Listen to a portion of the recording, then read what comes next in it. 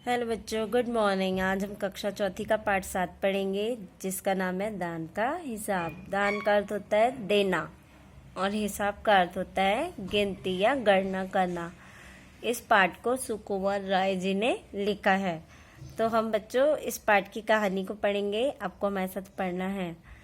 इस कहानी में एक राजा की कहानी बताई है और एक सन्यासी का भी वर्णन है।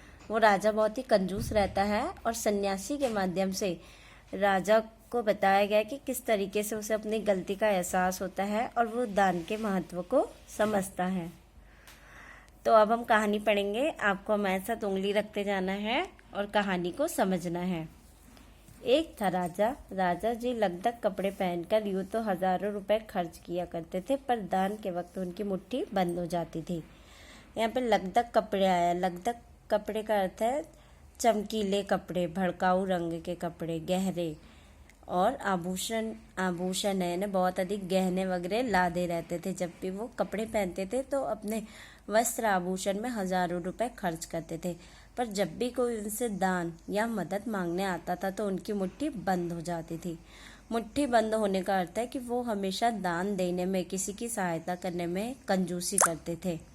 अब हम आगे की कहानी को पढ़ेंगे। आपको उंगली रखते जाना है। राज्यसभा में एक से एक नामी लोग आते रहते थे। नामी यानी बहुत ही प्रसिद्ध लोग। लेकिन गरीब, दुखी, विद्वान, सज्जन, इनमें से कोई भी नहीं आता था, क्योंकि वहाँ पर इनका बिल्कुल सत्कार नहीं होता था। सत्कार का अर्थ होता है सम्मान। राज्यसभा में एक से एक लोग आते थे, तो वहाँ पे गरीब, दुखी, विद्वान, सज्जन ऐसे कोई लोग नहीं आते थे, क्योंकि राज्यसभा में ऐसे लोगों का सम्मान नहीं होता था। केवल जो अमीर लोग होते थे, नामी लोग रहते थे, उन्हीं का ही सम्मान और सत्कार वहाँ पे किया जाता था। एक बार उस देश में अकाल पड़ा। पूर्वी सीमा के लोग भूखे प्यासे मरने लगे। राजा के पास खबर आई। वे बोले, यह तो भगवान की मार है, इसमें मेरा कोई हाथ नहीं है। तो अब कहानी में बता रहा है कि एक बार उस देश में अकाल पड़ा। जैसे कि बच्चों आप चित्र में देख सकते हैं कि अकाल में किस तरीके से ज़मीन जो है बंजर हो जाती है, पेड़ पौधे सूख जाते हैं, पानी का नामो निशान नहीं रहता। तो बताया गया कि अकाल आया, पूर्वी सीमा के लोग यानी वहीं के जो लोग थे भूखे प्यासे मरने लगे। राजा के पास इसकी खबर आई, सूचना आई। वे बोले, यह तो भगवान की मार है, इसमें मेरा कोई हाथ नहीं।